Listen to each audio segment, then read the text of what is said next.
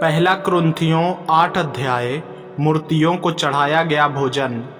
अब मूर्तियों के सामने बलि की हुई वस्तुओं के विषय में हम जानते हैं कि हम सबको ज्ञान है।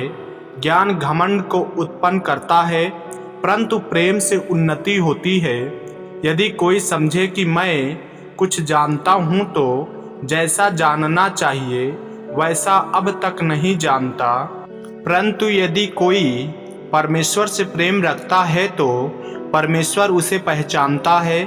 अतः मूर्तियों के सामने बलि की हुई वस्तुओं के खाने के विषय में हम जानते हैं कि मूर्ति जगत में कोई वस्तु नहीं और एक को छोड़ और कोई परमेश्वर नहीं।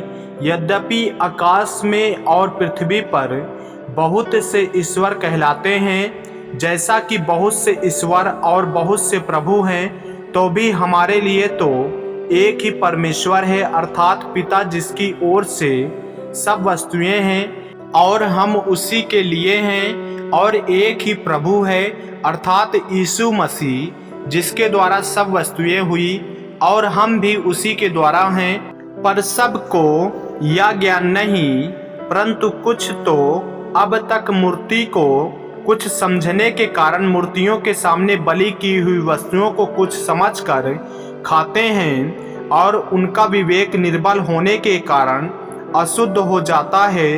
भोजन हमें परमेश्वर के निकट नहीं पहुंचाता। यदि हम ना खाएं तो हमारी कुछ हानि नहीं, और यदि खाएं तो कुछ लाभ नहीं।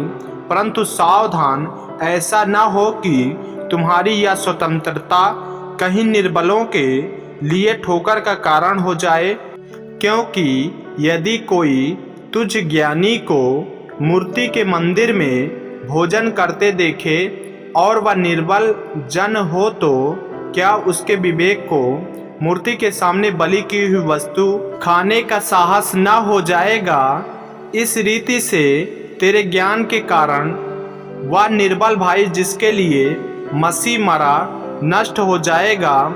इस प्रकार भाइयों के विरुद्ध अपराध करने से और उनके निर्बल विवेक को चोट पहुंचाने से तुम मसीह के विरुद्ध अपराध करते हो। इस कारण यदि भोजन मेरे भाई को ठोकर खिलाए तो मैं कभी किसी रीति से मांस न खाऊंगा, न हो कि मैं अपने भाई के लिए ठोकर का कारण बनूं।